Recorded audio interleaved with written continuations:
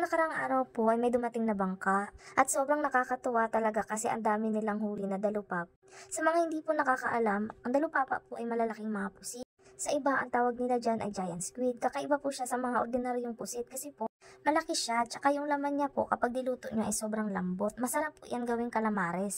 Pero, ang isa sa pinakapaborito ko dyan, yung inaadobo sa gata, the best talaga para sa akin yun. Kung nakikita nyo, kulay puti na siya kasi po doon pa lang sa laot, binabalatan na po yan na ang ating mga mangingisda. Tapos, tinatanggalan na rin po yan nila ng palikpik tsaka ng ulo. Pagdating dito, malinis na siya. Dito po sa amin, hindi lang po kasi talaga isda ang makikita mo. Meron din po ditong mga limango, sugpo, ganyan, pusit. Maliban po sa tuna, nanguhuli din po yan sila ng mga blue marlin, sirena, ay hindi po pala, joke. Balik po tayo ulit sa dalupapa. Ang dalupapa po ay may season din yan. Kagaya ng mga ibang isda. So ngayon ang season nila kaya ang dami po nilang huli. Wala nga po silang huling tuna ngayon kasi more on dalupapa ang huli nila. Nakakatawa talaga kapag marami silang huli kasi pati kami nabibigyan din nila ng blessings. Kayo, anong tawag nyo sa dalupapa? Anong tawag nyo sa mga malalaking pusit?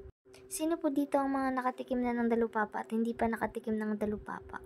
Naku, kapag natikman nyo ang dalupapa, I'm sure pati yung utang nyo, makakalimutan nyo. Sa mga nagtatanong po, itong lugar namin ay nasa Quezon, Palawan po kami. Hindi po kami Quezon City at hindi rin po kami Quezon Province. Quezon, Palawan po. Bago po ako mag-end, shoutout nga pala kay Sir Sonny Son Catanduanes. Thank you po sa panonood, sir. Always. God bless you po sa inyo.